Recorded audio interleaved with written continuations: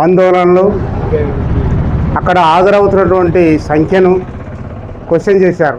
సమస్య మనది కాబట్టి పోరాడితే పోయేది ఏం లేదు, బానిస సంఖ్యలు తప్ప అన్నట్లు. మరి మన సమస్య కోసం మనం ఖచ్చితంగా కొట్లాడాల్సిందే, ఆ సమస్యలని మనము పరిష్కరించుకోవాల్సిందే. సారు రాష్ట్ర డిప్యూటీ సీఎం గారిని కలిసిన, చీఫ్ సెక్రటరీని కలిసిన, రేవంత్ రెడ్డి గారిని కలిసిన, అనేక మంది మంత్రులను కలిసిన, ఎమ్మెల్యేలను కలిసిన, ఎక్కడేసిన గొంగడి అక్కడే ఉంది అన్న చందంగా సారు మాట్లాడుతున్నారు, సారు మాట్లాడినరు. కాబట్టి ఈ సమస్య ఇంతటితో ఆగిపోదు.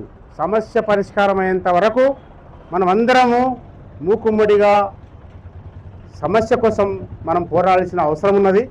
కాబట్టి సంఘము ఏ విధంగా వారిని ఆహ్వానిస్తున్నాం. ఎస్జిపిఐటి అధ్యక్షుడు. ఎస్జిపిఐటి ఎవరు సార్? అగ్గిరాముడు. ఓకే. అగ్గిరాముడు గారు మన సంఘము ఎస్జిపిఐటి అధ్యక్షులుగా అక్కడ వివరిస్తున్నారు. అక్కడ ఏ కార్యక్రమాలు చేయకపోవడం వల్ల మన శిబిరానికి సంఘీభావం తెలపడానికి వారు మన శిబిరానికి రావడం చాలా సంతోషకరమైన విషయం. తర్వాత మన రాష్ట్ర ఉపాధ్యక్షులు శ్రీశైలం గారు సంఘీభావం తెలపడానికి వారు మన శిబిరానికి వచ్చారు. వారందరి సందేశాలు ఉంటాయి, ఏ విధంగా ఈ సమస్యని పరిష్కరించాలని చెప్పి వాళ్ళు కూడా కొన్ని సలహాలు సూచనలు అందజేస్తారని చెప్పి సందర్భంగా వారిని కోరుతూ, ఇప్పుడు వరుసగా next Madireddy sir, Madireddy principal గారు ప్లీజ్ రండి, మీ సమస్య మీదే మాట్లాడాలి, రండి. సార్ ప్రిన్సిపాల్గా రిటైర్డ్ అయ్యారు.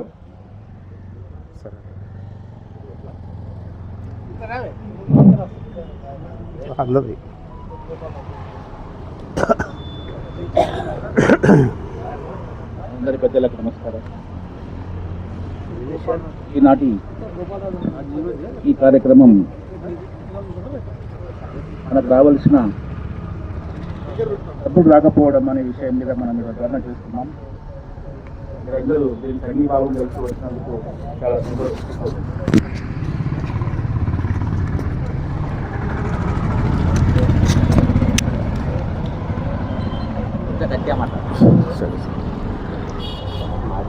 ఇక్కడ ఈ బకాయిలు మనకి ఇవ్వాల్సినవి సకాలంలో ఇవ్వకుండా మననంతా నిర్లక్ష్యం చేస్తూ ఈ దృఢమైనటువంటి వైఖరి చూపించడం చాలా నిరంకుశానికి దారితీస్తుంది.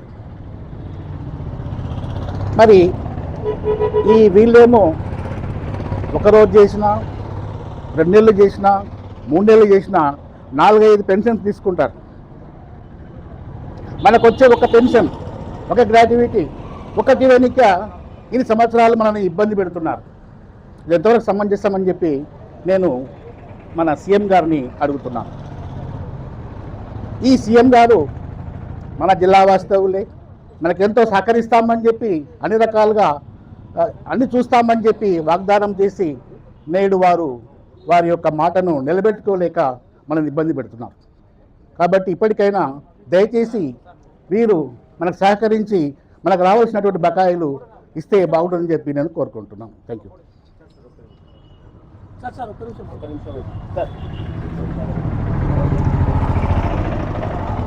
Thank you sir. ఓహో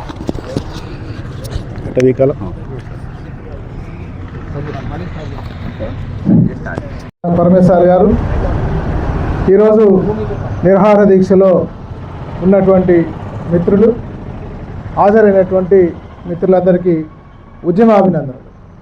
మిత్రులారా, ఈరోజు రిటైర్డ్ అయినటువంటి ఎంప్లాయీస్ చాలా తీవ్రమైనటువంటి ఇబ్బందులు ఎదుర్కొన్నటువంటి పరిస్థితులు చూస్తున్నాం. ఈ ప్రభుత్వం ఒక రకంగా చెప్పాల్సి వస్తే మానవత్వం లేని ప్రభుత్వం. ఏ మానవత్వం ఉన్నటువంటి మనిషి అయినా సాటి మానవుడు ఇబ్బంది పడుతుంటే స్పందిస్తారు. అలాంటిది రిటైర్ అయినటువంటి ఉద్యోగులు అనారోగ్యానికి గురై వైద్యం తీసుకోలేక, అంటే దగ్గర డబ్బులు లేక సరైన వైద్యం పొందలేక చనిపోవడం అనేటువంటిది దారుణమైనటువంటి విషయం.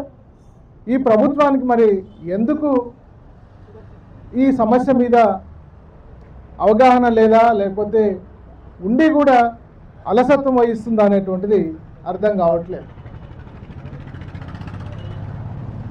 ఇప్పుడు ప్రతి నెల 700 కోట్లు రిలీజ్ చేస్తున్నాం.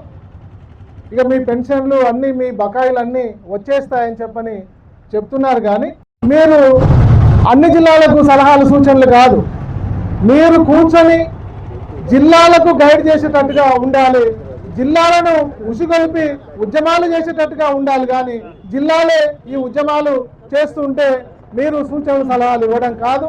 అట్లా ఉంటే తప్ప, స్టేట్ బాడీ యాక్టివ్గా ఉంటే తప్ప స్టేట్ మనకు అప్రమత్తం అవుతుంది. కానీ జిల్లాల్లో ఎన్ని ధర్నాలు చేసినా స్టేట్లో స్పందన ఉండదు.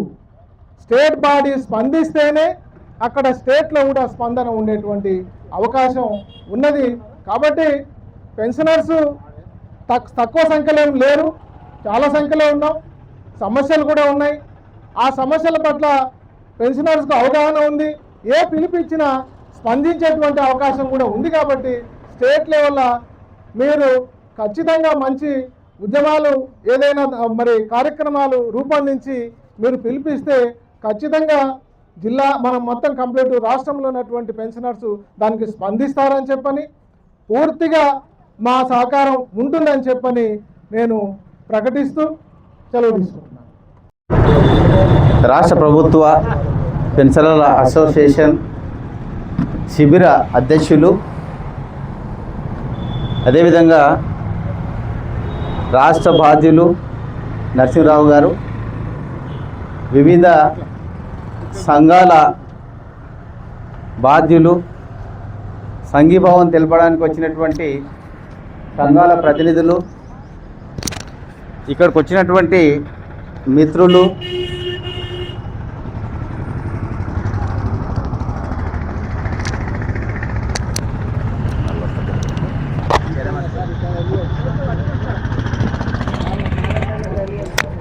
మిత్రులారా, ఈ ఉద్యమానికి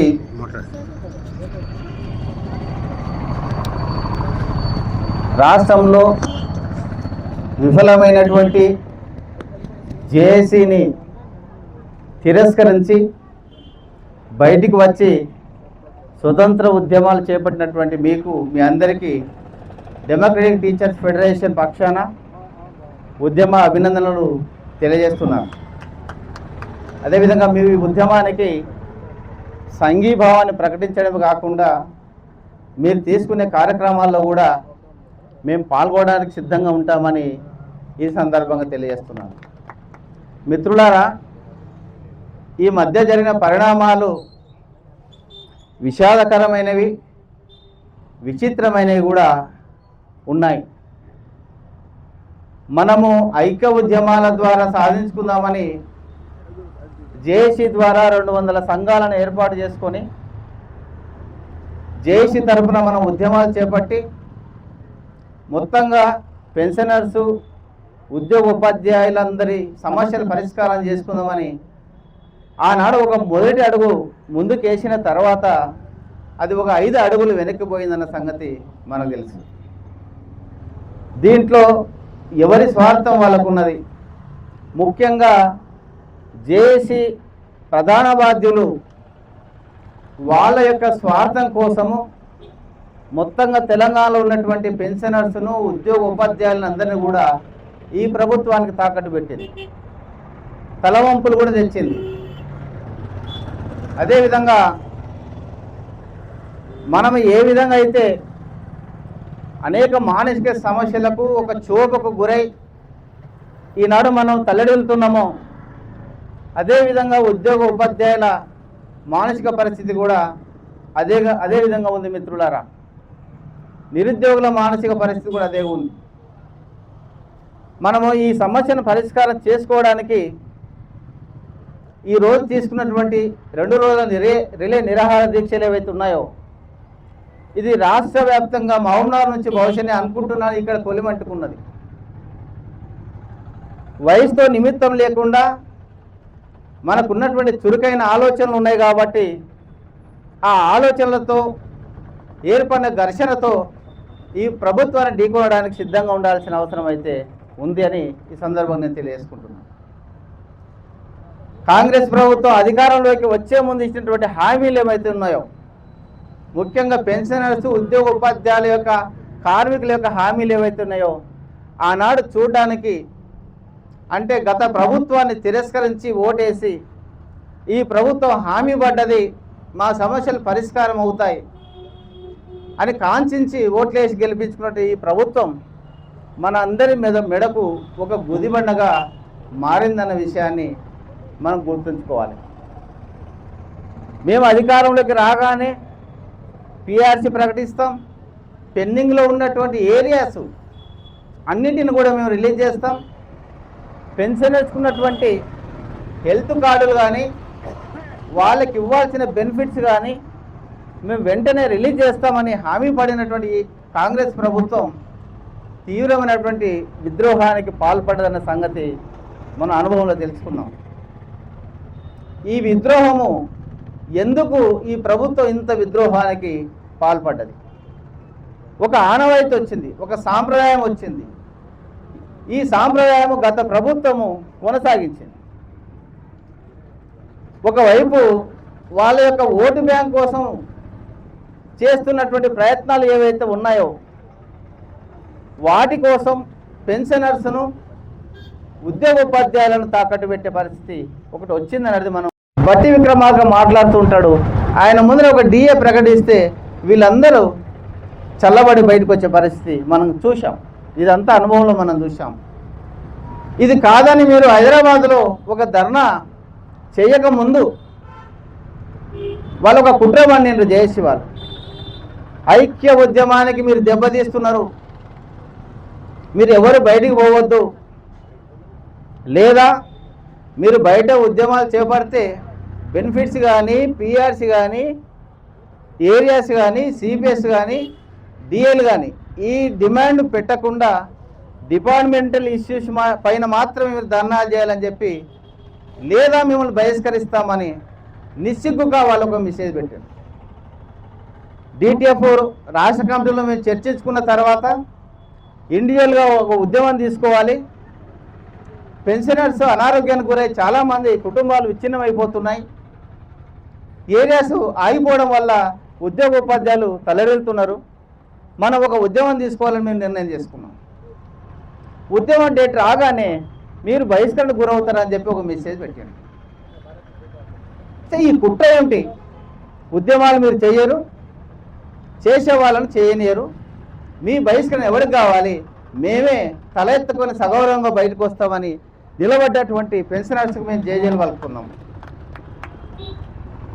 ఇది పోరాట పటం అంటే. ఎవరికో మనం చేయాల్సిన అవసరం లేదు. ఉద్యమాన్ని కూడా చేయాల్సిన ఇంత కర్మ, ఇంత దిగజారుతనము తెలంగాణ రాష్ట్రంలో మనం జేఏసీలో చూస్తున్నాం. మిత్రులారా, ఇంత దుర్మార్గం. ఉద్యమాలు మీరు చేయొద్దు, చేస్తే మేము బహిష్కరిస్తాం. ఇది నవాబుల కాలంలో విన్న మాటలు. ఇంత అన్డెమోక్రటిక్గా వాళ్ళు వివరిస్తున్నందుకు మీరు దాన్ని హైదరాబాద్లో చేసిన ధర్నా వాళ్ళకు కనువిపోయింది. ఈరోజు చేసేటటువంటి రిలే నిరాహార దీక్షలు ఈ ప్రభుత్వానికి సెగదగలడమే కాకుండా జేఏసీ ప్రధాన బాధ్యులకు కూడా సెగదగలగాలి, వాళ్ళకు కనువిప్పు కావాలి. త్వరలో మేము కూడా ఉపాధ్యాయ సంఘాల పోరాట కమిటీ పక్షాన మేము ఉద్యమాలకు సిద్ధమయ్యే లోపలే అన్ని ఉపాధ్యాయ సంఘాలన్నీ కూడా మేము వస్తాం మీ ఎంట, మనంతా కలిసి బయటకు వచ్చి పనిచేద్దాం. మన అధ్యక్షులు మరియు ఫైనాన్స్ సెక్రటరీ మరియు పెన్షనర్స్ యొక్క బకాయిల సందర్భంగా ఏర్పాటు చేసినటువంటి ఈ ఉద్యమ కార్యక్రమానికి మన పరమేశ్వర్ గారు అధ్యక్షత వహించినందుకు వారికి కృతజ్ఞత తెలియజేస్తూ, ముఖ్యంగా మన కార్యక్రమాల అన్నింటికి కూడా మన జడ్సన్ గారు హైదరాబాద్ నుంచి ఇక్కడ వచ్చి వారి యొక్క శ్రమతో చాలా మన బకాయిలు ఇప్పియాలని చెప్పేసి వారు నిరంతరం పోరాటం చేస్తున్నారు కనుక వారికి మన సమావేశం నుండి అందరం కూడా చప్పట్లతో అభినందనలు తెలియజేయాలి. మిత్రులారా, మనకందరికీ తెలుసు, మొట్టమొదలు మనము ఎప్పుడైతేనంటే తెలంగాణ రాష్ట్రం సపరేట్ కావాలని చెప్పేసి ఆకాంక్ష ఉన్నప్పుడు మనం అందరం కూడా తెలంగాణ అయితేనంటే మన యొక్క నిధులు మనమే వాడుకోవచ్చు, మన యొక్క ఉద్యోగాలు మనమే వాడుకోవచ్చు అనే ఉద్దేశంతో మనం అందరం కూడా ఈ తెలంగాణ యొక్క సాధనలో మనం అందరం కూడా భాగస్వాములం అయినప్పుడు అప్పుడు మనం ఏమనుకున్నామంటే మన తెలంగాణ వస్తే మనకు ఎలాంటి సమస్యలు లేకుంటాయి, పిఆర్సీ ఎప్పుడంటే అప్పుడు వస్తుంది మనకు టైం మీద, మరియు డిఏలు కూడా రిలీజ్ అవుతాయని అని అనుకుంటేనంటే అది రాకపోవడం చాలా దురదృష్టకరం. మొట్టమొదలు మీ అందరితో నేను మనవి చేయడం ఏమంటే, నాకు ఇక్కడ సెక్రటరీ గారు రమ్మని చెప్పారు, కానీ కొద్ది లేట్ అయినందుకు క్షమించాలి. ఎందుకు అంటేనంటే నాకు కోర్టులో కేసు ఉండే కనుక అక్కడ అటెండెన్స్ ఇచ్చి మళ్ళీ ఇక్కడ వస్తున్నాను కనుక కొంత లేట్ అయింది, లేట్ అయినందుకు క్షమించాలని చెప్పేసి మీ అందరితో మనవి చేస్తున్నాను. ఇక ఇక్కడ ఉన్నటువంటి మన పెద్దలు అందరూ కూడా సుదీర్ఘమైనటువంటి ఉపన్యాసమే ఇచ్చారు. ముఖ్యంగా మనం ఇప్పుడు పిఆర్సీ బంద్ చేసినాము, జిఏ బంద్ చేసినాం. ఇప్పుడు మన యొక్క సహచరులైనటువంటి వాళ్లకు ఉద్యోగ బకాయిలు ఇవ్వాలని మాత్రమే డిమాండ్ వచ్చింది. ఎందుకంటే ఒక డిమాండ్ పోతుంటారంటే ఏదైతేనే ఉంటుందో ఆ డిమాండ్ పైనే మనము ఈరోజు ఈ యొక్క సమావేశం ఏర్పాటు చేయడం జరిగింది. దానికి మన అన్న జడ్సన్ అన్న గారు ఇవ్వాలని కాదు, మనం ఒక్కరోజు ఈరోజు మాత్రం సమావేశం పెట్టుకున్నాం, కానీ గత 1 మంత్ నుంచి కూడా వారు పోరాటం చేస్తూ మనకు సంఘీభావం తెలుపుతున్నారు. అందుకొరకు మనము మీ అందరితో మనవి చేయడం ఏమంటే, ఇప్పటి వరకు తెలంగాణ ఉద్యమంలో కూడా చావనంత మంది ఈ యొక్క పెన్షనర్స్ యొక్క బెనిఫిట్స్ రానందుకు వాళ్ళందరూ కూడా చనిపోవడం జరిగింది. ఇప్పటికి దగ్గర ఒక 50 మంది చనిపోయి ఉంటాయేమో నాకు నా అందాజ. 66 ఇప్పటికీ 72 మంది. చూడండి ఎంత ఘోరమైన పరిస్థితి. ప్రభుత్వానికి ఎలాంటి కళ్ళున్నవా లేదా అనే పరిస్థితి లోపల ఉన్నాం మనం. ఇంకా మనం అదే విధంగా ఉంటే సరిపోదు. ఇప్పటికీ రాష్ట్ర లెవెల్లో వాళ్ళు జేఏసీని ఏర్పాటు చేసి కొంత ఉద్యమాలు చేస్తున్నారు వాస్తవమే, కానీ అటువంటి దాన్ని ఇంకా ఈ జిల్లాలలో కూడా ఇంకా వ్యాపించలేదు. అది మొన్ననే మేము మా ఎగ్జిక్యూటివ్ మీటింగ్లో ఉన్నప్పుడు ఒక తీర్మానం కూడా చేశాము. మామనగర్లో కూడా అన్ని సంఘాలను పిలిపించి ఒక జేఏసీ ఏర్పాటు చేసి జేఏసీ తరఫున ఇక్కడ కూడా మనం ఉద్యమాలు చేయాలని చెప్పేసి ఉద్దేశంతో చేయడం జరిగింది. అట్లే సహచర సంఘాలతోటి కూడా త్వరలోపల వాళ్ళని అందరినీ పిలిపించి వాళ్ళ యొక్క అభిప్రాయం తీసుకొని ఇక్కడ జిల్లా లోపల కూడా ఒక జేఏసీ చేసినట్లయితేనంటే కొన్ని దానికి ప్రతిష్టమైనటువంటి ఏర్పాటు జరుగుతుంది. ఎందుకంటే ఇక్కడ 3-4 సంఘాలు ఉన్నాయి, మీకు తెలియనిదేం కాదు. ఎవరంతకు వారు ఏదో వాళ్ళ దానికి 1-2 సార్లు చేస్తున్నాయి. అట్లా కాకుండా ఇప్పుడు పూర్తిగా అందరం కూడా ఒక జేఏసీ ఏర్పడి ఈ యొక్క సమస్య మీద మనము పోవాల్సిన అవసరం ఉంది. ఎందుకంటే మన తోటి సహచరులు పిట్టల్లాగా చనిపోతుంటే చాలా బాధాకరమైనటువంటి విషయము. వాళ్ళు చనిపోవడమే కాకుండా వాళ్ళ కుటుంబానికి కూడా నరకయాతన ఉంది. వాళ్ళు తిండికి కూడా లేని పరిస్థితి లోపల ఉన్నాయి. రోజొకరిని చూస్తున్నాం, రోజొకరు చచ్చిపోతున్నారు. ఇది ఎంతవరకు? ఎందుకు చీఫ్ మినిస్టర్ గారికి దీని మీద శ్రద్ధ లేదు? ఈ ఎలక్షన్స్ ఒక్కటేనా వాళ్ళకు? మనము ఓటర్స్ కామా? ఇది చాలా మనము లోతుగా పరిశీలించాల్సిన అవసరం ఎంతైనా ఉంది. అందుకొరకే మీ అందరితో మనవి చేయడం ఏమంటే, ఇక్కడ ఉన్నటువంటి బాధ్యులతోటి మేము ఒకసారి మళ్ళీ కలవాలని అనుకున్నాము. అందరము కలిసి ఒక జేఏసీగా ఏర్పడి ఇటువంటప్పుడు దీన్ని ముఖ్యంగా ఈ సమస్య పైనే ముఖ్యంగా చర్చించాల్సిన అవసరం ఎంతైనా ఉంది. అందుకొరకు దాని గురించి మనం అందరం కూడా మరొకసారి చేయాల్సిన అవసరం ఎంతైనా ఉంది. ఇక పోతానంటే అసలు గవర్నమెంట్కు అన్ని పనులు చేయడానికి వీలుంటుంది. మొన్న చూశారు, గెలిచినందుకు అందరికీ అభినందనలు తెలియజేయడానికి మొత్తం క్యాబినెటే ఢిల్లీకి మన ఢిల్లీకి పోయింది. కోట్ల రూపాయలు ఖర్చు పెట్టి వాళ్ళు వేస్తున్నారు. ఇంకా ఇక్కడ ఫుట్బాల్ మ్యాచ్ అని లేకుంటేనంటే సుందరాంగులను తెచ్చాని కోట్ల రూపాయలు వాళ్ళు నాశనం చేస్తుంటేనంటే అవో కొంత గొప్ప ఇస్తేనంటే మా సహచరుల కొంతమంది కన్నా 100-200 మంది కన్నా ఆ యొక్క బాగుపడుతుండే. కానీ ఆ యోచన ఎలాంటిది లేదు. వాళ్ళకి తెలుసు రిటైర్డ్ వాళ్ళు మమ్మల్ని ఏం చేస్తలేరు, అన్ని ఎలక్షన్లో మేమే గెలుస్తున్నాం కనుక మాకు ఎలాంటి లేదు అనే ఉద్దేశానికి వచ్చినట్టుందంటేనని నా యొక్క అభిప్రాయము. కనుక మనము అన్ని విషయాలు అందరికీ తెలిసినటువంటి ఇక్కడ అంతా కూడా సీనియర్స్ ఉన్నది. ఇక్కడ మా దగ్గర ఉన్నటువంటి వాళ్ళు మన రాఘవాచారి కానీ, మరియు మా యొక్క వైస్ ప్రెసిడెంట్ బురానుద్దీన్ కానీ, మరియు రవీందర్ గౌడ్ కానీ, మన కుమార్ కానీ, అందరికీ తెలిసినటువంటి విషయాలే. దాన్ని మనం అందరం కూడా కొద్ది స్ట్రెంథన్ చేయాల్సిన అవసరం ఎంతైనా ఉంది. సరే, అది వస్తుందా రాదా అనేది విషయం కాదు. మనము ప్రతి ఒక్కటి ఒక ప్రభుత్వ దృష్టికి తీసుకొచ్చినప్పుడే అది వెళ్తుంది. కనుక ఓన్లీ స్టేట్ లెవెల్లోనే మాత్రము జేఏసీ అని అంటున్నారు, కానీ వాళ్ళు ఎప్పుడూ జిల్లాలకు వచ్చింది లేదు. జిల్లా లోపల జేఏసీ ఫార్మేషన్ చేయాల్సిన అవసరం లేదు. ఎందుకంటే ఈ జిల్లా లోపల 7,500 మంది పెన్షనర్స్ ఉన్నారు. ఈ సబ్సిడరీ లోపల పెన్షనర్ తీసుకునే వాళ్ళు 7,500 మంది ఉన్నారు. దీంట్లో మనకు ఒక 10% వచ్చిన 750 మంది వస్తారు. ఎందుకంటే మనం మొబిలైజేషన్ చేయకుండా ఉండము. ఎందుకంటే ఎవరో చెప్పినట్టు ఎవరో చేస్తారు అనేది కాకుండా ఒక జేఏసీగా ఉంటేనంటే ఈ మొబిలైజేషన్ బాగుంటుంది. ఒక స్పందన ఇవ్వాలి.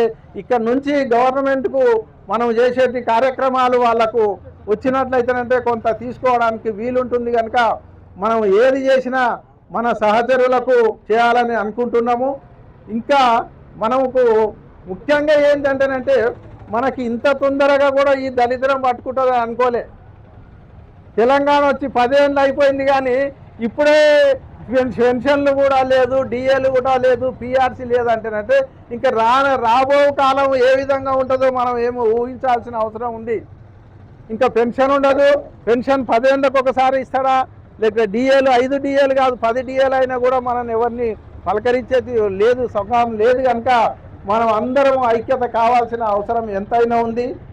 దీన్ని మనం అందరం కూడా దృష్టిలో పెట్టుకొని మనం అందరం కూడా మళ్ళీ ఒకసారి నేను ఇక్కడ ఉన్నటువంటి బాధ్యులందరితోటి మనం చేయడం అంటే ఒకసారి మనం కూర్చొని ఇక్కడ కూడా జిల్లా లోపల కూడా చేయాల్సిన అవసరం ఉంది.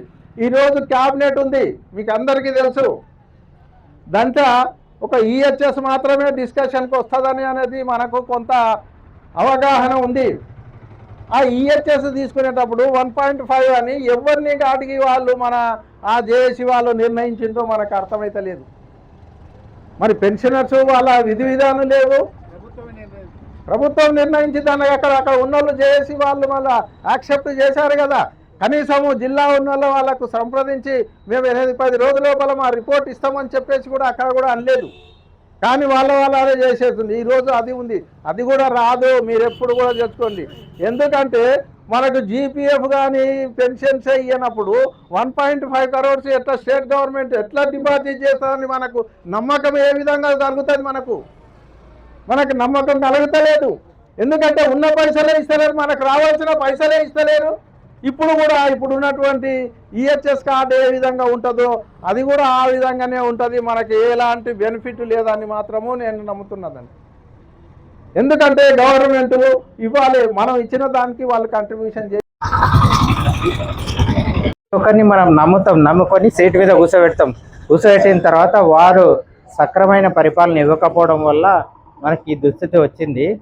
మనము వీళ్ళు సరిగ్గా పరిపాలన చేయకపోవడం వల్లనే.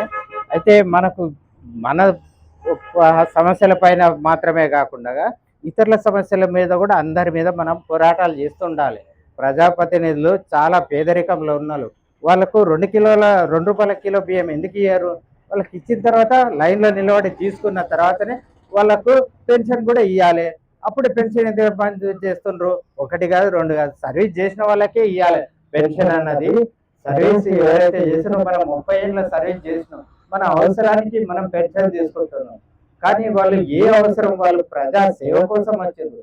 ప్రజా సేవ కోసం వచ్చి 5-10 పెన్షన్లు తీసుకోవడం అవసరమా వాళ్ళకు? లేకపోతే వాళ్ళు పేదరికంలో ఉంటే వాళ్ళు తీసుకోండి, పర్వాలేదు, వాళ్ళు తీసుకోవచ్చు. కానీ ఏ పేదరికం ఉంటే వాళ్ళు తీసుకుంటుర్రు? వాళ్ళకి అవసరం అనుకుంటే తీసుకోవాల్సిందిగా విజ్ఞప్తి చేస్తున్నాను.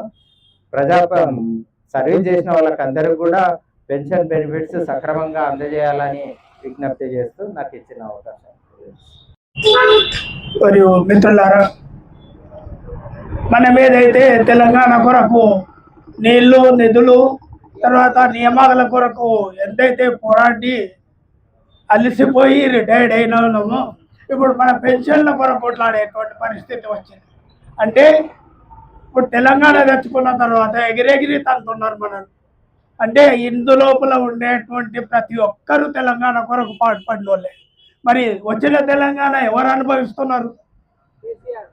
మనం ప్రశ్న వేసుకుంటే తెలంగాణ ఉద్యమంలో లేనోడే నాడు పదవులను అనుభవించకుండా తెలంగాణ కొరకు కొట్లాడిన వాళ్ళను ఈరోజు రోడ్లు వినబడేసి ఎంత దుర్భరమైనటువంటి ఈ పరిస్థితి అంటే, నిజంగా ఎక్కడైనా పోయినా అని కూడా ఎక్కడ పోతే ఆనాడు మా ఉమ్మడి మహబూబ్నగర్ జిల్లా యొక్క తెలంగాణ జేఏసీ జనరల్ సెక్రటరీగా నేను పనిచేసినా, ఆనాడు తెలంగాణ కొరకు మనం అందరం అట్లా కొట్లాడినాం కదా, ఈనాడు ఏమన్నారు ఎందుకనేటువంటి పరిస్థితి దాపరించింది. అంటే మనము ఈనాడు తెలంగాణ తెచ్చుకున్నది మన పెన్షన్ల కొరకు రోడ్ల మీద వాడి కొట్లాడేటువంటి దుర్భరమైనటువంటి పరిస్థితులకు నెట్టివేయబడ్డాం. ముఖ్యంగా మిత్రులారా, ఈనాడు ఎట్లా ఉందని అంటే, మన ఇప్పుడు ఎట్లయితే ఎస్టీ వాళ్ళల్లో మనకు పెన్షన్లు అనేటివి శాంక్షన్ అయ్యేటివి, అక్కడనే పరిష్కారం అయ్యేటువంటిది. తెలంగాణ వచ్చిన తర్వాత మన మాజీ ముఖ్యమంత్రి చంద్రశేఖరరావు గారు మొత్తం సెంట్రలైజ్ చేసి తీసుకుపోయి కుబేరలో పెట్టాడు. ఈ కుబేర మొత్తం అవినీతే. ఒక్కటి శాంక్షన్ కావాలంటే ఒకరికి న్యాయంగా శాంక్షన్ అవుతుంది తప్ప అంత పర్సెంటేజ్లు ఇచ్చుకున్న వాళ్ళకే అక్కడ శాంక్షన్ అవుతున్నాయి. లేకపోతే చేస్తున్నాం సార్, చూస్తున్నాం సార్, చూస్తున్నాం సార్ అనేదే. కానీ ఆడ పర్సెంటేజ్. నిన్ననే నాకు ఒకటి విషయం క్లియర్గా తెలిసింది ఏంటంటే, మా మిత్రుడే 6 లక్షలు ఇచ్చి 53 లక్షలు తెచ్చుకున్నాం. ఎదురు చూసి 6 లక్షలు ఇచ్చి 53 లక్షలు తీసుకున్నాం అంటే నాకు కళ్ళు ఎదిరిపోయింది. 6 లక్షలు రిటైర్డ్ అయినోడు 6 లక్షలు లంచం ఇచ్చి తెచ్చుకున్నాడంటే మన తెలంగాణ పరిస్థితి ఎంత దారుణంగా ఉంది అనేది మనం తెలుసుకోవచ్చు. ఇకపోతే డిసెంట్రలైజేషన్ కాదు, ఎందుకనకంటే తినడిగా మరిగినోడు దాన్ని అట్లే పెట్టాలని చూస్తాడు. కాబట్టి ఇందు నుంచి పై వరకు పర్సెంటేజ్లు అవుతున్నప్పుడు మనకి పెన్షన్లు ఏ విధంగా వస్తాయి? పెన్షన్ల పరిష్కారం కానియరు, అక్కడ ఏది కానీ అది ఇట్లే నడుస్తుంది. ఇక్కడ మనము ఇంకా ముఖ్యంగా చూస్తే మన లీడర్లకు సిగ్గులు లేకుండా పోయినాయి. సిగ్గులు శరాలు ఉంటే ఇట్లా ఉంటాం కదా. ఒకనాడు లీడర్షిప్ ఎట్లా ఉంటుండే, ఒక కాల్ ఇస్తే అందరూ సమస్య పరిష్కారం అయ్యే వరకు పనిచేసి కొట్లాడేవాళ్ళు. అంత నియంత్రైనటువంటి రాజశేఖర రెడ్డి పీరియడ్లో కూడా మనము 14 రోజులు బళ్ళల్లోకి వెళ్లకుండా అంతా మనం స్ట్రైక్ చేసినాం. గత 86 లోపల ఒక ఉద్యమం నడిపినామంటే, నెల రోజులు ఉద్యమం నడిపిన సమస్యలు పరిష్కారమైనవి. మనం కాల్ ఇచ్చినాం అంటే ఎంబడే పరిష్కారం అయ్యేది. కానీ ఈనాడు ఏమైపోయిందంటే, మన లీడర్షిప్లు అందరూ అడుక్కుంటున్నారు పోయి ముఖ్యమంత్రి మాకు అపాయింట్మెంట్, మాకు అపాయింట్మెంట్, మాకు అపాయింట్మెంట్. అంటే ఇంతమంది ఉద్యోగస్తులు ఉన్నాము, అందరికీ పిఆర్సీ అవసరము, అందరికీ డిఏలు అవసరం. ఎవరికి అవసరం లేదు, ప్రతి ఒక్కరికి డిఏలు అవసరం, పిఆర్సీ అవసరం. మరి మనం అందరం ఎందుకు ఐకమత్యం అవుతలేం? మనం అందరం ఎందుకు కొట్లాడతలేం? ఈనాడు మేము రిటైర్డ్ అయినాం, రేపు మీరు రిటైర్డ్ కారా? మీ పరిస్థితి అట్లే వస్తాయి లేదనేటి ఎవరు లేరు. అందరూ కూడా ఏదో వస్తే కింద మనకి అంతో ఆసరైతుంది అనేటువంటి వాళ్ళే ఉన్నారు. కానీ మనకు నిజంగా చెప్పాలంటే ఈ తెలంగాణ తెచ్చుకున్నది ఎందుకొరకు అనుకున్నాం, ఆంధ్ర రాష్ట్రం లోపల భయపడి వాడిచ్చేటోడేమో. ఈ తెలంగాణ తెచ్చుకున్నాక మన పరిస్థితి చంద్రశేఖరరావు మొదలు పెట్టిపోయాడు, రేవంత్ రెడ్డి వచ్చి ముందరికి నడుపుతున్నాడు. దీన్ని ఇంకా ఇట్లా నడుపుతాడు, మనం అందరం ఇట్లే ఉంటాం. మనం అందరం చచ్చిపోయినాక తెలంగాణ ఎందుకొరకు? ఎవరి కొరకు తెలంగాణ ఉద్ధరించడానికే. మిత్రులారా, మనం అందరం ఒక విధంగా మనం ఆలోచన చేయవలసిన అవసరం ఎంతైనా ఉంది. ఎందుకంటే ఇంకా మనం చాలా వరకు అయితే మనం కదిలించుకోవాలి, మన నాయకత్వాలను ప్రశ్నించాలి. రెగ్యులర్గా ఉండేటువంటి నాయకత్వాలను కానీ అన్ని నాయకత్వం ఇంకా నయం కాదు. రిటైర్డ్ వాళ్ళు అందరూ కూడా ఏదో ఎండల్లో ఏదో వచ్చి కూర్చుంటున్నారు. అరే ఏమి రెగ్యులర్ టీచర్, రెగ్యులర్ ఎంప్లాయీస్ ఏమైంది అంటే మీకు బయట పైసలు దొరుకుతున్నాయి, తర్వాత మీరు పైన పోతలేరు. అందువరకేనా మీరు ఉద్యమాలకు రాండి. ఉద్యమాలకు ఖచ్చితంగా ఉద్యమాలకు రావాలి. మనము అందరం ఉద్యమాలను చేస్తేనే ఈ పిఆర్సీ అనేటివి వచ్చినాయి. మనం ఇట్లే కాపుకుని ఉంటే ఈనాడు మనల్ని కొట్టాడు, రేపు మిమ్మల్ని కొట్టాడు.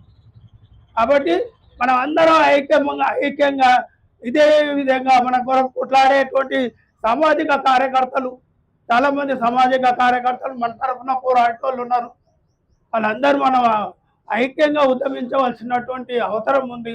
మనం తెలంగాణ తెచ్చుకున్న దాన్ని లోపల సార్థకత చేసుకోవాలంటే ఈ నిధులు నియామకాలు ఈ ఎంప్లాయీస్, రిటైర్డ్ ఎంప్లాయీస్ చేసిందంటే రేపు నిరుద్యోగులకు ఏం చేస్తారనే గ్యారెంటీ ఉంది. మాటలతోటే నడుపుతున్నారు, మొత్తం మాటలతోటే నడుపుతున్నారు. కాబట్టి మనం ఈ తెచ్చుకున్న తెలంగాణ లోపల మన సమస్యలు పాల్గొంటున్న అందరికందరూ నాకు తెలిసిన వాళ్ళు, అందరిని ఒక దగ్గర చూడడం సంతోషంగా ఉన్నది. ఇట్లా కూర్చుంటే చూడడం బాధగా కంటే కోపంగా ఉన్నది. మనం ఎందుకు ఇట్లా పోరాడవలసి వస్తున్నది? తెలంగాణ తెచ్చుకున్నది ఎందుకేనా? తెలంగాణ కోసం మనం పోరాడింది ఎందుకేనా అనే ఒక ప్రశ్న మనం వేస్తున్నాం. చాలా సమంజసమైన ప్రశ్నే. కానీ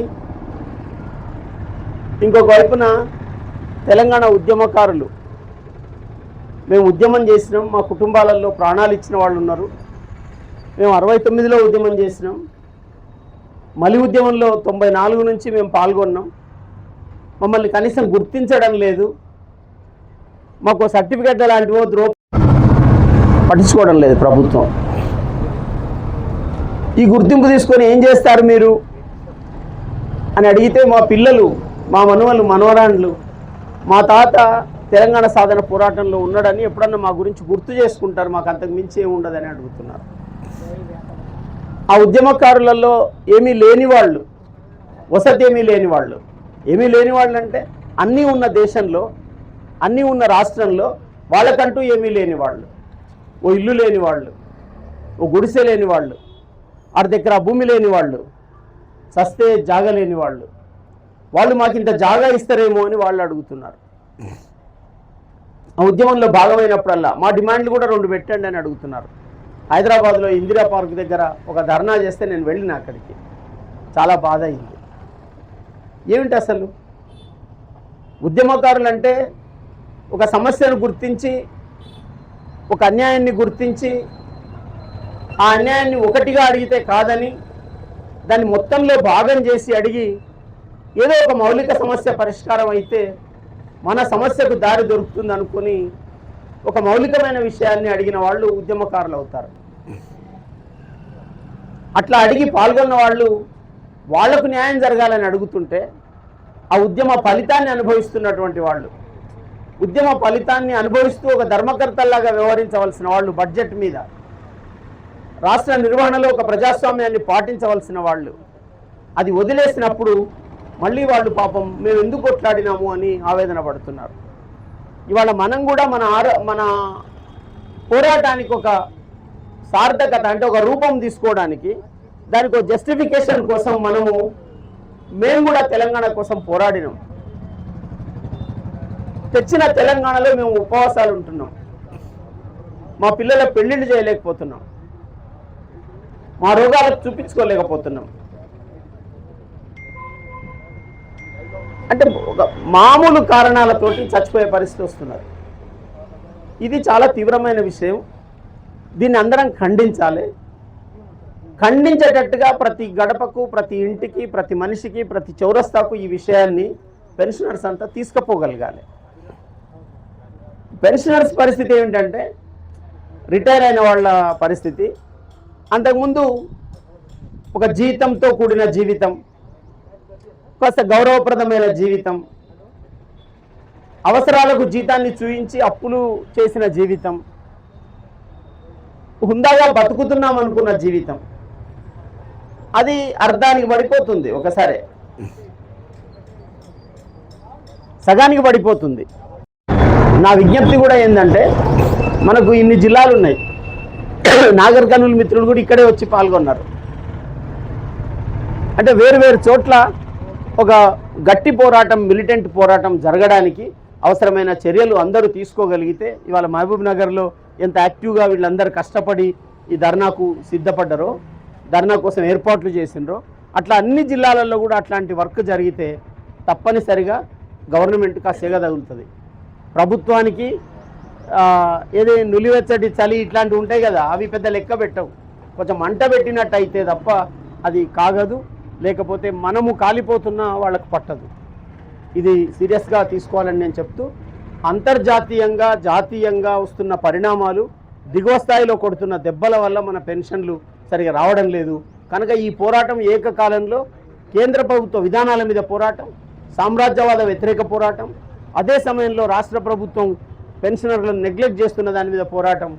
ఇవాళ ఈ 5 డిఏలు అంటే ఇంకో డిఏ పీరియడ్ రాగానే ఇంకో డిఏ అవుతుంది, 6 అవుతుంది, మన నెంబర్ పెరిగిపోతుంది, కానీ వాడు చర్యలు తీసుకోవడం లేదు. కనుక దీన్ని కొంత సీరియస్గా తీసుకొని మనం మిగతా వాళ్ళని కలుపుకొని, ఆ ఎంప్లాయీస్ ఇప్పుడు ఉద్యోగంలో ఉన్నవాళ్ళు కావచ్చు, లేకపోతే ఇంకా రిటైర్ అయిన చాలామంది, రిటైర్ అయిన వాళ్ళ విషయం ఎవరో చెప్తుంటే నాకు అనిపించింది. ఈ ఒక్క విషయంతో నేను ముగిస్తాను. ఇవాళ రిటైర్ అయిన వాళ్ళు అబోవ్ 80 years ఉన్నారు, 80 ఏళ్ళ వాళ్ళు ఉన్నారు, 80 ఏళ్ళు దాటిన వాళ్ళు మనం అనుకున్నట్టుగా శిబిరాలకు రాగలిగే పరిస్థితి ఉండదు. 70-75 మధ్య, 75-80 మధ్యన ఉన్నోళ్ళు ఉన్నారు, వాళ్ళు కొంతవరకు రాగలుగుతున్నారు, కానీ ఆర్గనైజ్ చేసేంత ఫిజికల్ కండిషన్తో ఉండరు, లేదా వాళ్ళ మైండ్ సెటప్ కూడా దీని కొరకు పోరాడాలనే ఆలోచనకు కొంచెం వెనుకబట్టే ఉంటారు.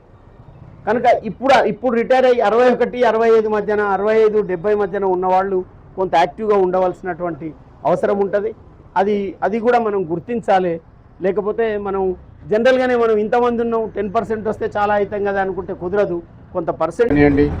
తర్వాత తెలుగు రాజ్భవన్ కార్యక్రమాలు, తర్వాత ఏజీ ఆఫీస్ ముందు కూడా దీక్షలు చేసినటువంటి ఘటనలు మనం చూస్తున్నాం. యూట్యూబ్లో అన్ని సార్వి వస్తూ ఉంటాయి. వారు మన తరఫున కొట్లాడుతున్నారు కాబట్టి వారు మనకు సంఘీభావం తెలపడానికి సుదీర్ఘంగా హైదరాబాద్ నుంచి ఇంత దూరం వచ్చి మనకు సంఘీభావం తెలపడానికి వచ్చినందుకు వారికి ఒక ప్రత్యేకమైనటువంటి కృతజ్ఞతలు తెలియజేస్తూ, ఇప్పుడు తన వెనకాల వచ్చినటువంటి అశోక్ అడ్వేట్ గారు ఒక స్ఫూర్తివంతమైనటువంటి వ్యక్తిగా మేము భావిస్తున్నాం. ఒక సామాజిక స్పృహతో మాట్లాడుతున్నటువంటి మాటలు మాకు ఈ ద్వారా అవసరమని చెప్పి ఈ సందర్భంగా తెలియజేస్తూ వాటిని మాట్లాడాల్సిందిగా కోరుతున్నాను. నమస్తే. అంతా ఉద్యోగ సంఘం ఇక్కడ ఉద్యోగ సంఘాల నాయకులందరికీ ఇప్పటివరకు బాగా మాట్లాడారు. అయితే మీ సర్వీస్ కాలంలో ఎంతోమంది సమస్యలు పరిష్కరించి ఎన్నో సేవలు చేసి ఇప్పుడు మీరు బాధ్యతగా మిగిలిపోవటం, దాన్ని గత 2 నెలల కిందట బక్కా జడ్సన్ గారు దాన్ని పోస్ట్ కార్డు ఉద్యమంగా మార్చి, ఆ తర్వాత అసెంబ్లీ ముట్టడి, సెక్రటేరియట్, రాజవేట్ల ఎన్నో రౌండ్స్ జరిగినాయి హైదరాబాద్లో. ఇప్పటికీ సమస్య పరిష్కారం కాలేదు. ఈ జిల్లా నుంచి ఎంతోమంది ఉద్యోగ సంఘ నాయకులు మంత్రులుగా చేశారు, ఇప్పుడు ముఖ్యమంత్రి కూడా ఉన్నాడు, కానీ ఈ సమస్య గురించి పట్టించుకునే పరిస్థితి లేదు. అంత నిర్లక్ష్యం వహించి 60-70 మంది రిటైర్డ్ పీపుల్ చనిపోవడానికి కారకులయ్యారు. కోర్టులో కేసులు వేస్తే పరిష్కారం కావట్లేదు, రిప్రజెంటేషన్ వర్కౌట్ కావట్లేదు, ధర్నాలు విధ్వంసం చేసే పరిస్థితుల్లో ఈ స్టేజ్లో లేరు ఎంప్లాయీస్. అది ఒక అలుసుగా తీసుకొని కుడిసే ఏం చేస్తుంది, ఎడం చేయి తెలియదా, ఎడం చేయి కుడిసే తెలియట్లేదు. ఆర్థిక మంత్రి ఇవ్వటం లేదా, ముఖ్యమంత్రి ఇవ్వటం లేదా? ముఖ్యమంత్రి ఇవ్వనప్పుడు ముఖ్యమంత్రికి ఆర్థిక మంత్రి చెప్పలేడా? లేదా ఎందుకు జరుగుతుంది ఇంత 10,000-12,000 కోట్లు? ఈ డబ్బుతోటే గవర్నమెంట్ రన్ అవుతుంది అని తెలుస్తుంది. మరి ఈ డబ్బు ఇవ్వలేని విఫలమైన ప్రభుత్వం ఏం చేయాలి? ఈ డెమోక్రసీలో రాజీనామా చేసి తప్పుకోవాలి, లేదంటే ఆర్థిక మంత్రిని మెడలోంచి ఇప్పించినట్టు చేయాలి. లంచాలు ఇచ్చినోడికి డబ్బులు ఇవ్వటం, లంచం ఇవ్వనోడు కోర్టుకు వెళ్ళినోడికి ఇవ్వకపోవటం, ఇది రాను బడ్జెట్లో బర్డెన్ అవుతుంది తప్ప తగ్గట్లేదు. 13-14,000 కోట్లు ఇక్కడ మిగిలిపోయినప్పుడు ఎప్పుడు తీర్చగలుగుతారు? ఈ ఆర్థిక పరిస్థితుల్లో ఏ నెలకు ఆ నెల బడ్జెట్లు ఏమాత్రం కూడా సహకరించిన పరిస్థితుల్లో ఆదాయం లేదు. జనం అప్పులు తీసుకొచ్చి నడిపినప్పుడు అసలు యుద్ధం ఏం చేయబోతున్నారు? వీళ్ళు యుద్ధం చేయాలా? ఈ పరిస్థితులు మిలిటెంట్ పోరాటాలు చేయాలా? చేసే పరిస్థితి కాదు కదా. అదే ఇక్కడ ఎవరైనా సరే ప్రజాస్వామ్య పద్ధతిలో పోరాటం వరకే జరుగుతుంది. ఇప్పుడు లాటిన్ అమెరికా, ఆఫ్రికాలో బనానా రిపబ్లిక్ ఉంటాయి. మాఫియాలో ఒకవైపు, గవర్నమెంట్లో ఒకవైపు, మధ్యలో ప్రజలను నాశనం చేస్తాయి. ఇదే రిటైర్డ్ పీపుల్కి రేపు సర్వీస్ ఉన్న వాళ్ళు కూడా అదే ఎఫెక్ట్ అవుతుంది. సర్వీస్ ఉన్న వాళ్ళకి మధ్య ఎక్కడ తెచ్చేయగలుగుతారు? రేపు వాళ్ళ జీతాలు కూడా ఎగ్గొడతారు.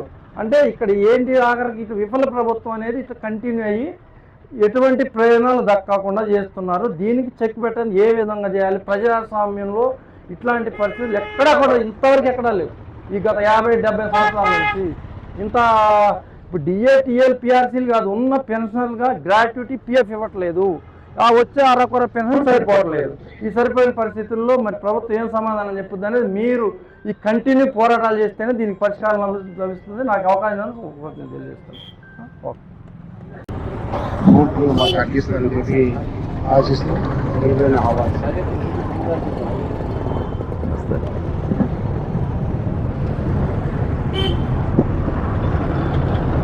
అవకాశం ఇచ్చిన పెద్దలు పరమేష్ గారికి మరియు రిలే నిరాధ దీక్ష 23-24 దీక్షలో కూర్చున్నటువంటి అంజలేయ గారికి, సురేష్ కుమార్ గారికి, గోపాలరాజ్ గారికి, మురళీధర్ చారి గారికి, అని అప్సీబా గారికి, మద్దిలేటి ప్రిన్సిపల్ గారికి, భూమి గోపాల్ గారికి, వెంకట్రామరెడ్డి గారికి, సుదర్శన్ గారికి, రాజారావు గారికి, రాఘవేంద్రచారి గారు, భీమ్లాల్ గారు 12 మంది ఈరోజు మొదటి రోజు 23వ తారీఖు రోజు దీక్షా శిబిరంలో కూర్చున్నారు. ఈరోజు ఈ వయసులో ఆ కుటుంబంతో, ఫ్యామిలీ గ్యాదరింగ్స్తో, దోస్తులతో ఈ సమయం గడపాల్సిన వయసులో ఈరోజు రాత్రేమో చలి, పొద్దుగాలేమో ఈరోజు ఎండ కూడా గట్టిగా ఉన్నది. ఈ ఎండల మరి వీళ్ళందరూ కూడా ఈరోజు దీక్ష కూర్చున్నారంటే ఎందుకు కూర్చున్నారు? మరి ఈ సమయంలో కూడా పోరాటం చేయాల్సింటే ఎందుకు చేస్తున్నారు? ఆనాడు ఇంతకుముందు చారి సార్ మన పాలమూరు అధ్యయన వేదిక రాఘవాచారి గారు చెప్పినట్టుగా మరి ఈరోజు తెలంగాణ కోసం ఆ రోజు 2 కళ్ళ లెక్క ఇద్దరు పనిచేసిండ్రు. ఒకరు విద్యార్థులు, నిరుద్యోగులు, నెక్స్ట్ ఉద్యోగులు. వీళ్ళందరూ కూడా మరి ఆ రోజు మరి మిలియన్ మార్చ్ కానీ, మరి సకల జనుల సమ్మె కానీ అన్ని కూడా బ్రహ్మాండంగా పనిచేసి ఉద్యమాలు చేసి తెలంగాణ తెచ్చుకున్నారు. మరి అప్పుడు వచ్చిన మనం నొప్పేంది? మరి అప్పుడు మనం ఎందుకు తెలంగాణ కోసం నిలబడ్డాము అని చెప్పేసి మనకు రాఘవాచారి గారు చెప్పినట్టుగా, కోదండరామ్ గారు చెప్పిండ్రు, మల్లెపల్లి లక్ష్మి గారు చెప్పిండ్రు, గంట చక్రపాణి గారు చెప్పిండ్రు, ఇక చాలా మంది మేధావులు చెప్పిండ్రు. వాళ్ళందరూ కూడా ఈరోజు మా తెలంగాణ వచ్చినాక మీరు ఊహించినట్టుగా తెలంగాణ ఉందా, మీరు అనుకున్నట్టుగా తెలంగాణ లేదా అని అడుగుదామంటే వాళ్ళు కనబడతలేరు. ఒకరేమో ఒక దొడ్లది వచ్చారు, ఇంకొకళ్ళేమో ఇంకొక దొడ్లది వచ్చారు. కాబట్టి వాళ్ళు అడుగుదామంటే మాట్లాడుతున్న పరిస్థితులు లేరు. మరి మిగుల బడ్జెట్తో నేర్పడ్డ తెలంగాణ, స్వయం పాలన వచ్చిన తెలంగాణ, ఆత్మగౌరవంతో పాలిస్తున్న తెలంగాణలో ఈ రోజు మరి ఉద్యమంలో, తెలంగాణ ఉద్యమంలో ముందు వరుసగా నిలబడ్డైనటువంటి ఉద్యోగులు, ఆనాడు ఉద్యోగులు ఈరోజు రిటైర్మెంట్ అయిన వారు రోడ్డు మీదకి ఎందుకు వచ్చిండ్రు? ఈరోజు నేను దాదాపు ఒక 10 మంది స్పీచ్లు విన్నా. 10 మంది స్పీచ్లలో ఒక్కసారి మాత్రం ఈ కుబేర్ గురించి మాట్లాడాను. నంబర్ 1% అంటే ఈ కుబేర్ అనేది ఈ స్కామ్లన్నిటికీ పెన్షన్ రాకపోవడానికి, ఆర్థిక అర్థవ్యవస్థానికి మూల కారణం ఏంటంటే ఈ కుబేర్ అనేది. మన డిమాండ్లో మొట్టమొదటిసారి ఎక్కడ బ్యానర్ ఏది ఉన్నా కానీ ఈ కుబేర్ అనే రద్దు అనేది ఉండాలి, నంబర్ 1. రెండవది ఒక పదం ఇప్పటి వరకు వాడిన పదం కమిటెడ్ ఎక్స్పెండిచర్. ఈ కమిటెడ్ ఎక్స్పెండిచర్ గురించి నేను గతసారి మహబూబ్ నగర్కి వచ్చినప్పుడు చాలా వివరంగా చెప్పిన. కాబట్టి ఎప్పుడు మీరు ఏది మాట్లాడినా కమిటెడ్ ఎక్స్పెండిచర్. ఈ కమిటెడ్ ఎక్స్పెండిచర్ అంటే నీకు ఇప్పుడు నెలకు ఒక 18,000 కోట్ల రాబడి తెలంగాణకు ఉంటే మొట్టమొదటిగా జీతాభత్యాలు ఇవ్వాలి, పెన్షన్లు ఇవ్వాలి, పిఆర్సీలు ఇవ్వాలి, డిఏలు ఇవ్వాలి. ఇవి ఇచ్చిన తర్వాతనే పథకాలు ఇవ్వాలి. ఓకేనా? ఇవి దాన్ని కమిటెడ్ ఎక్స్పెండిచర్ తప్పించుకోనికి లేదు. ఒకవేళ తప్పించుకుంటే అది రాజ్యాంగ విరుద్ధం అయితే జైల్లో పోతారు. అందుకనే ఈరోజు మీకు పార్లమెంట్లో, అసెంబ్లీలో మాట్లాడుతున్న వాళ్ళు కానీ, కౌన్సిల్లో మాట్లాడుతున్న వాళ్ళు కానీ, లేకుంటే వివిధ వేదికలో మాట్లాడుతున్న రాజకీయ నాయకులు ఎవరు కమిటెడ్ ఎక్స్పెండిచర్ అనేది వీళ్ళు వాటి దారి మరలించునని ఎవరు కూడా పదం వాడతలేరు. ఎందుకంటే ఒకరినొకరు కాపాడుకుంటున్నారు. ఒకవేళ ఆ పదం వాడికి గట్టిగా మాట్లాడితే అందులో వీళ్ళు జైలుకు పోయే పరిస్థితి వస్తుంది. కాబట్టి కమిటెడ్ ఎక్స్పెండిచర్ గురించి ఎవరు నోరు తెరుస్తలేరు, మాట్లాడతలేరు. అది రాజ్యాంగానికి విరుద్ధంగా పనిచేసినట్టు, ఈరోజు కాన్స్టిట్యూషన్ స్పిరిట్ కు అగైనెస్ట్ గా పనిచేసినట్టు. కాబట్టి ఇది రెండో పాయింట్. మూడోది ఏంటంటే ఇయాటికి ఇయాల ఇక్కడ మనం కూర్చున్నప్పుడు జరిగిందని నేను ఒక నా యూట్యూబ్ నంబర్ ఒకటి పెట్టినా. ఇప్పుడు నేను నంబర్లు వేస్తున్నా మంచి కింద ఖైదీ నంబర్, ఇట్లా చచ్చిపోయిన వాళ్ళ నంబర్లు ఇన్ని లేస్తారు. నిన్న 70, 71, 72 అని 3 నంబర్లు బక్క జెల్సన్ ఫ్యాక్ట్స్ అని మీరు యూట్యూబ్ లో కొడితే పేరు వస్తాయి. కింద వాళ్ళకి నంబర్లు ఇచ్చిన. ఇలా అత్యధికంగా మరణించిన, నాకు తెలిసి ఈ శిబిరంలో కూడా ఎక్కువ శాతం టీచర్లే ఉన్నారు. ఒకసారి టీచర్లు ఎంతమంది చేయలేపండి. ఏం చెప్పినా అది ఎందుకు చెప్పన్నా, ఈరోజు చనిపోతున్న వాళ్ళు అత్యధికంగా విద్యారంగానికి సంబంధించిన వాళ్ళు 1, రెండోది పోలీస్ డిపార్ట్మెంట్. మనం ఎవరు ఊహించలేకపోతున్నాం. అత్యధికంగా చచ్చిపోతున్నారు. 72 మందిలో చచ్చిపోయింది టీచర్లు. నెక్స్ట్ అంటే మన విద్యా సంబంధించిన డిపార్ట్మెంట్, నెక్స్ట్ పోలీస్ డిపార్ట్మెంట్. ఈ 2 డిపార్ట్మెంట్ కూడా అత్యధిక 72 మందిలో దాదాపు 52 మంది వీళ్ళే చనిపోయారు. తక్కిన వాళ్ళు ఎంపీడీఓలు కానీ వేరే వాళ్ళు కానీ ఒక్కొక్కరు ఇద్దరు ఉన్నారు. దాదాపుగా అందరూ కూడా వీళ్ళే చనిపోతున్నారు. మరి ఇంత జరుగుతున్నా కానీ ఈ రోజు ఆపోజిషన్ వాళ్ళు ఈ పైసలు మీరు ఎందుకు డైవర్ట్ చేసినని ఎందుకు ఒక ధర్నా పిలిపిస్తలేరు, ఎందుకు ఒక అసెంబ్లీ పిలిపిస్తలేరు, ఒక ఉద్యమం ఎందుకు ప్రకటిస్తలేరు అని అంటే, ఇందులో వాళ్ళు మీకు జీతాలు పోయినా మీకు ఏవి పోయినా వాళ్ళు ఎవరికి ఉపయోగం ఉండదు. ఇవి ఒక మెగా కృష్ణారెడ్డికి పోతేనో, లేకుంటే రాఘవ కన్స్ట్రక్షన్స్ పోతేనో, లేకుంటే రామ్కి అనేటువంటి పోతేనో, ఒక గ్రింకో కంపెనీకి పోతేనో వాళ్ళకి అందులో పెద్ద ఎత్తున కమిషన్లు వస్తాయి. కాబట్టి వాళ్ళకి ఈయనకి కుతూహలపడి మన రాత్రి పోయిన సంవత్సరము రేవంత్ రెడ్డి గారికి ఒక కళ వచ్చింది. ఆ కళలో రేవంత్ రెడ్డి గారు మీరు గతంలో గాడ్సే పార్టీలో ఉండే కాబట్టి మీరు మీ పాపశుద్ధి కరగాలంటే నా విగ్రహం పెట్టమని మహాత్మా గాంధీ చెప్పిందంట. పెడతా సార్ ఎంత విగ్రహం పెట్టాలి అని చెప్పిండు. ఎంత విగ్రహం పెట్టాలి అని అంటే మీరు 5,000 కోట్ల విగ్రహం పెట్టమన్నారంట. మరి ఆర్థిక పరిస్థితి బాగలేదని అంటే మరి పాపదోషం పోదని చెప్పిండ్రట మహాత్మా గాంధీ కళలు వచ్చి.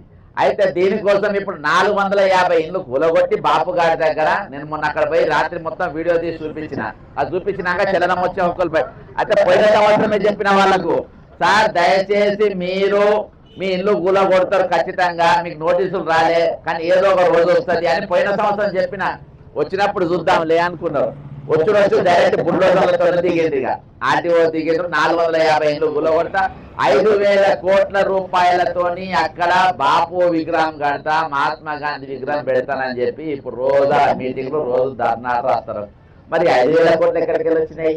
రిటైర్మెంట్ కమిటెడ్ ఎక్స్పెండిచర్ ఏదైతే రాజ్యాంగం నాతోను ఉద్యోగం చేసేటప్పుడు నాతో ఒప్పందం చేసుకుంటూ నువ్వు నౌకరు చేసిన కాంచెల్లి నువ్వు చచ్చిపోతే నీ కుటుంబాన్ని చూసుకుంటా, నీ రిటైర్ అయితే నిన్ను చూసుకుంటా, నీ ఆరోగ్యం బాగుండి దవాఖాన తీసుకపోతా, నాది గ్యారంటీ అని చెప్పి ఆ రోజు రాజ్యాంగం నాతో చేసుకున్న ఒప్పందం ఈ రోజు ఆ ఒప్పందం ఏమైపోయింది?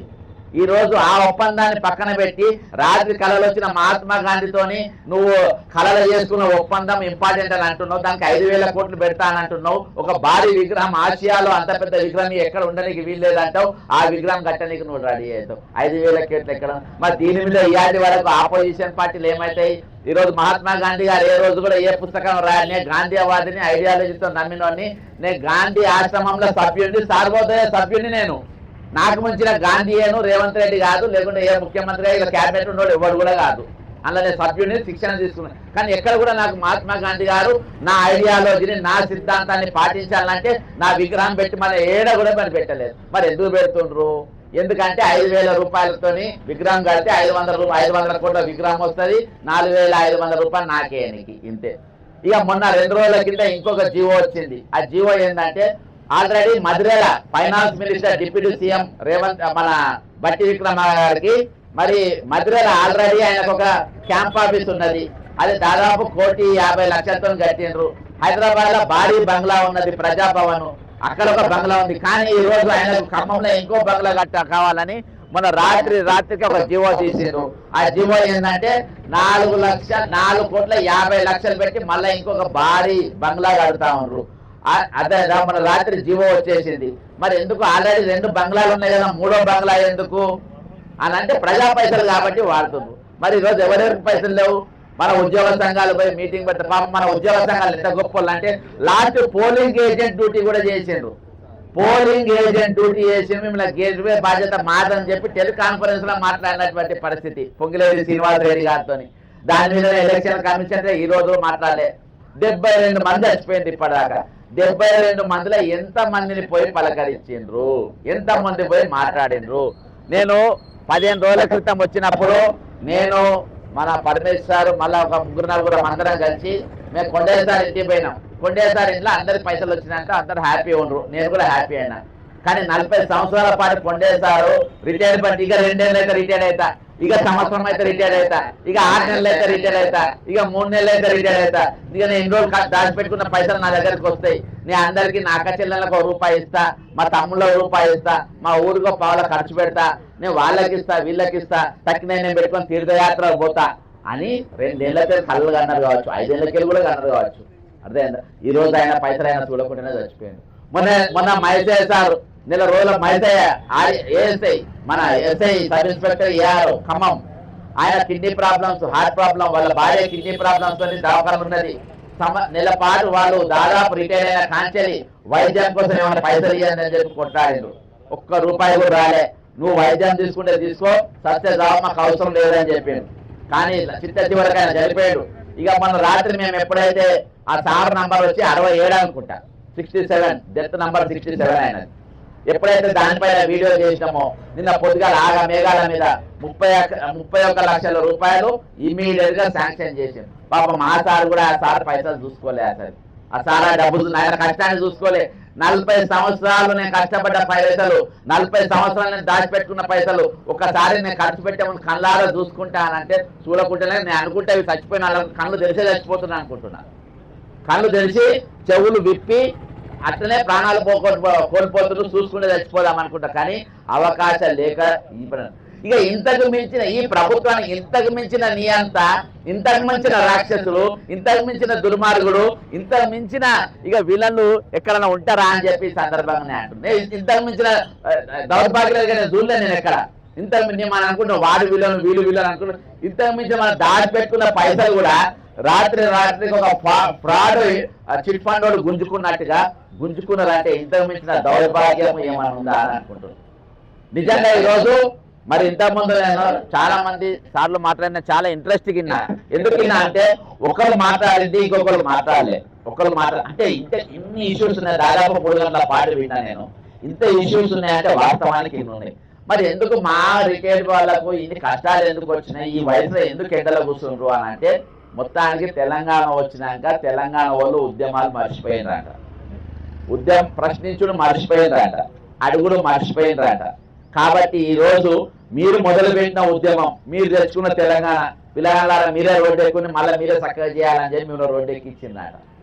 అదేందా ఈ రోజు నేచర్ జడ్జిమెంట్ ఉంటుంది. ఈ ప్రకృతి దానిది అదే మళ్ళా తిరిగి సమకూర్చుకుంటుంది. ఆ తిరిగి సమర్చుకునే ప్రక్రియలో ఈ రోజు తెలియకుంటే అన్నిటికీ పైసలు ఉంటున్నాయి. రిటైర్మెంట్ ఎన్ని పైసలు ఉంటలేవు, ఎందుకు ఉంటలేవు అనేది ఒక పెద్ద ప్రశ్న.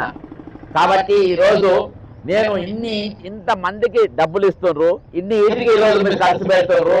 ఈరోజు వీళ్ళ పైసలు ఈయనకి ప్రభుత్వానికి ఎందుకు రోగం వచ్చింది, ఎందుకు వీళ్ళు మాట్లాడతలేరు? ఈరోజు మేము చెలో ఎస్ఎంఈ అన్నాం, అక్కడ స్పందన లేదు.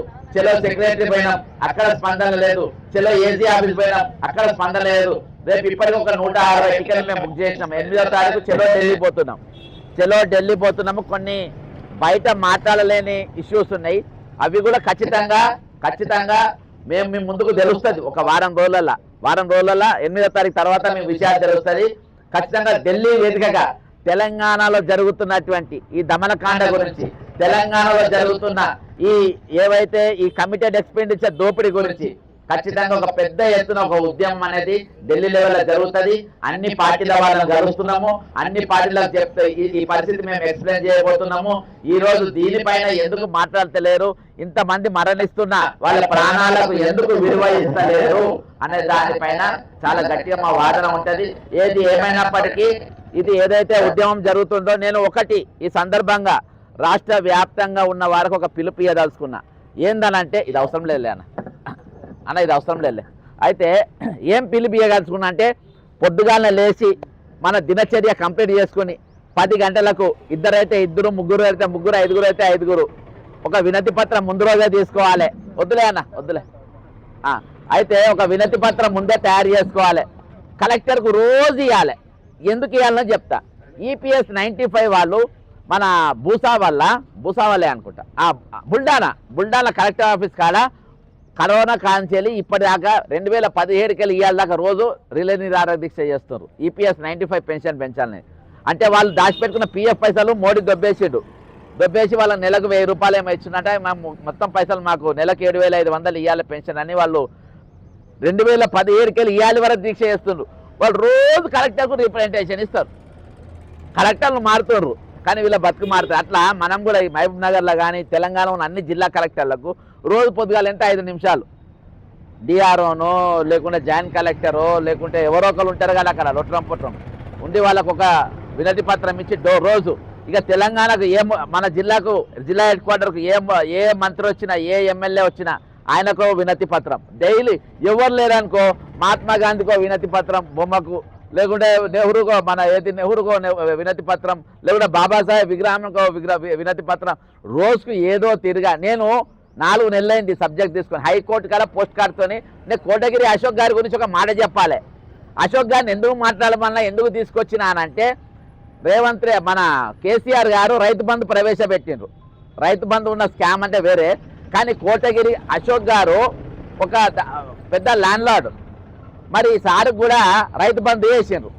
నాకు దాదాపు 100 ఎకరాలు ఉన్నోని నేను, నాకు రైతు బంధు ఎందుకు వేస్తావు, నాకు పైసలు వద్దని హైకోర్టులో కేసు వేసిండు. పైసలు వాపసు తీసుకోమని తీసుకోలే, హైకోర్టులో కేసు వేసి ఆయన పైసలు వాపసు ఇచ్చిండు. కాబట్టి ఇటువంటి వాళ్ళు సమాజానికి అవసరం అని చెప్పి మా పాలమూరుకు రా అని చెప్పి తీసుకొని వచ్చిన. అశోక్ గారు ఎవరు అని అంటారు కదా, అశోక్ గారు రైతు బంధు నాకు అవసరం లేదు, నాకు డబ్బు ఉంది, నాకెందుకు అబ్బా డబ్బు, మీ పైసలు మీరు తీసుకో అని చెప్పారు. ఇక అందులో ఉన్నది ఎందుకంటే తర్వాత సందర్భం చెప్తా. దాని వెనుక ఒక పెద్ద భారీ స్కామ్ ఉన్నది, ఆ స్కామ్ ఉందని తర్వాత చెప్తా. 1,00,000 ఎకరాల భూమి మింగేయడానికి రైతు బంధు పట్టుకొచ్చిండ్రు, 1,00,000 ఎకరాలు కొట్టేసిండ్రు, దాన్ని అయిపోయింది. అది పక్కన పెడతాం, అది అసందర్భం. మొత్తానికి ఈరోజు ఇటువంటి వాళ్ళు ఈసారి ప్రతి మన ఎక్కడ ధర్నా జరిగినా, ఎక్కడ మనం అరెస్టులైనా, ఏ పొల్యూషన్లో పెట్టినా పొల్యూషన్ల కాడికి వస్తారు, మనల్ని బయటికి తీసుకొచ్చే ప్రయత్నం చేస్తారు, మన గురించి మాట్లాడతారు. కాబట్టి అశోక్ గారిని తీసుకొని వచ్చిన ఒక పెద్ద కేసు వచ్చే రోజులలో సార్తో కూడా ఫైల్ చేపియబోతున్నాం. అందుకనే ఒకసారి పాలమూరుకు రాండ్రి, అక్కడ పరిస్థితి ఏందో చూడండి అని చెప్పి తీసుకొచ్చి రావడం జరిగింది. ఖచ్చితంగా 8వ తారీఖు మేము ఢిల్లీకి పోతున్నాం. అక్కడ వేదికగా మా వాణి వినిపించే ప్రయత్నం చేస్తున్నాం. ఈరోజు 20,500 మంది రిటైర్డ్ అయినరు. దాదాపు కమిషన్లు అవి ఇవి కోర్టుల తీర్పుతో ఒక 1000 మందికి ఏమో ఇచ్చినట్టున్నారు. కోర్టు జడ్జిమెంట్ అన్న కూడా ఈరోజు ప్రభుత్వానికి లెక్క లేకుండా పోయింది. కాబట్టి ఈరోజు ఖచ్చితంగా ఈ ఉద్యమాలు అనేది ఈ విధంగా కొనసాగాలి. మీరు ఇది రాష్ట్ర వ్యాప్తంగా ఉద్యమాలు జరగాలి. మీరు ఏ విధంగా జరగాలి, ఎట్లా చేసుకోవాలనేది మీ ఇంటర్నల్ మ్యాటర్, అది మీ యూనియన్లో మీ ఇంటర్నల్ మ్యాటర్, అది దాంతో నాకు పని లేదు. కానీ ప్రతి ఒక్క పైసా చేరే వరకు ఈరోజు ఉద్యమాన్ని మాత్రం ఇంకా మరింత గట్టిగా బిగించాలి. ప్రభుత్వం దగ్గర పైసలు లేవు అనేది లేనే లేదు. కమిటెడ్ బడ్జెట్ ఫస్ట్ మీకు ఇచ్చి తీరాలి, ఇచ్చినాకనే వేరేవానికి ఇవ్వాలి. కాబట్టి ఈరోజు తప్పించుకునే ప్రయత్నం చేయొద్దు. ప్రభుత్వం వెంటనే వాళ్ళ డబ్బులు వాళ్ళకి ఇవ్వాలని మరొకసారి మీ ద్వారా ప్రభుత్వాన్ని డిమాండ్ చేస్తూ సెలవు చేసుకుంటున్నా. జై తెలంగాణ, అమరవీరులకు జోహార్లు. Thank you very much.